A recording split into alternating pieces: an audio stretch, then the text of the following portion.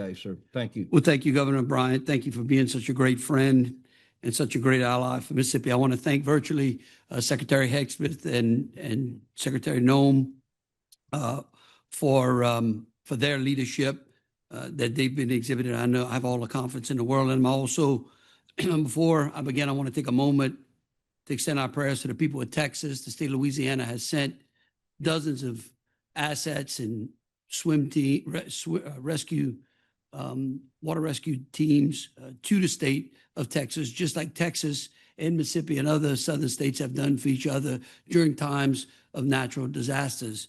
That is one of the functions that I think work very well inside of the FEMA realm, is how states work with each other to be able to share those assets and those experiences. We did that again last year during the storms that ravaged North Carolina and the East Coast. But what's happening in Texas today is exactly why this FEMA Review Council matters. Again, like I said earlier, I have all the confidence in Secretary Nome, Secretary Hexbeth, President Trump, that Texas will get what they need to address the tragedy that has befallen them.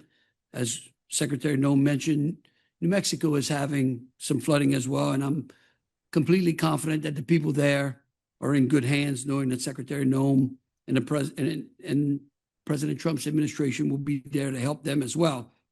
The reason that I can say that I have confidence is that I have had experience with President Trump's dedication to addressing natural disasters. Because before he was president, in 2016, Louisiana experienced a 1,000-year flood event. And one of the people who came to our aids, besides faith-based groups and our sister states, was President Trump. While others golfed, he was on the ground bringing much needed supplies to the state of Louisiana before he was even elected. Time and time again, we know that Louisiana has been impacted by major hurricanes. And time again, when President Trump was in office, he has been on the ground helping us. This is not political theater. The president has tasked Secretary Nome and Secretary Hexbeth and his council with addressing emergency response because, like me, he believes and they believe that disaster response must be fast, it must be smart, and it must be closer to the ground. I don't believe that it's a coincidence that I welcome you all to New Orleans to discuss the very agency that, along with the Corps of Engineers, failed this city some 20 years ago.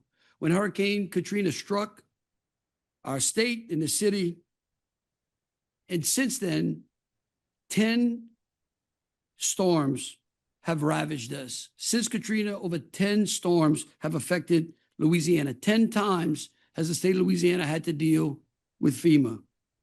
As a resident of this state, I grew up on the coast. And now as governor, I can bring those experiences to bear. I know all too well the importance of having strong, reliable emergency and disaster response systems in place. My first experience with a major hurricane was Hurricane Andrew. In 1992, I was a sheriff's deputy and a National Guardsman. I spent 2 weeks responding to that hurricane without electricity. For 2 weeks, I spent without electricity. That's why I have a generator at my home from here on out. Because hurricane season is normally in the summer, and not having electricity certainly impacts those, because the heat is something that is critical and can be devastating to those communities. I remember that at that time, which was interesting, the federal response seemed to be simple. They let locals lead. I remember that because our farmers who had just experienced a devastation of their crops were put to work utilizing equipment that would have sat idle otherwise.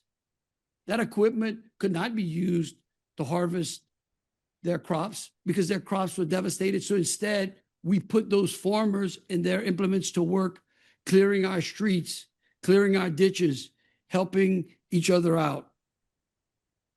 Since that time, the bureaucracy of FEMA has only grown, in my opinion, to the point of dysfunction. We have regulated ourselves into paralysis with a patchwork of solutions that leave many communities suffering for years. As I said, since that time, I've lived through disaster after disaster: Katrina, Rita, Ike, Gustav, Laura, and so many other storms that have upended the lives of the people of Louisiana and have destroyed many of our communities.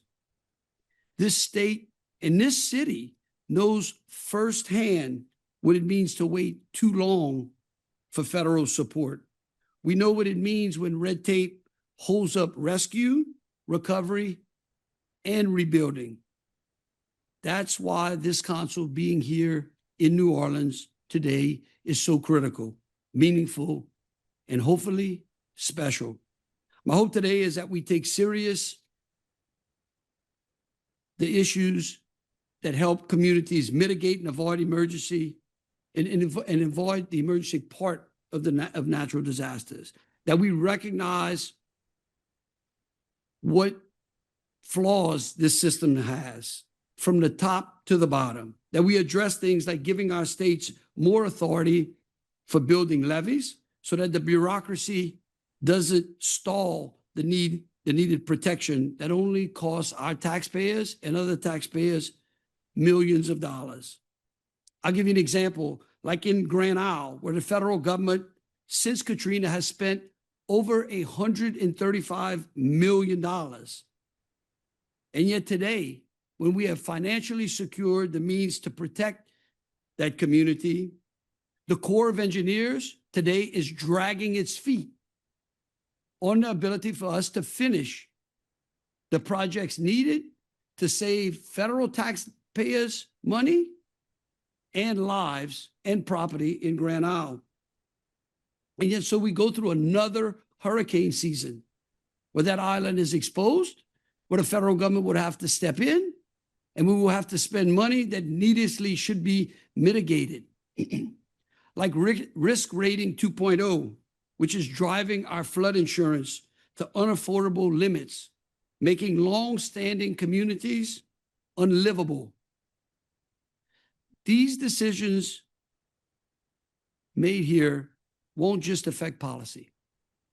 They will determine how quickly a mother in Lake Charles gets a roof over her head, how soon a small business in Houma, Louisiana can reopen their doors, or how prepared the city of New Orleans will be for the next major hurricane. Again, I would like to thank and commend President Trump for his leadership. Finally, someone is taking control of the bureaucracy.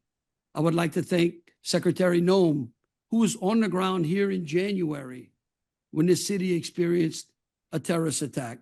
I want to thank Secretary Hegseth for being here today.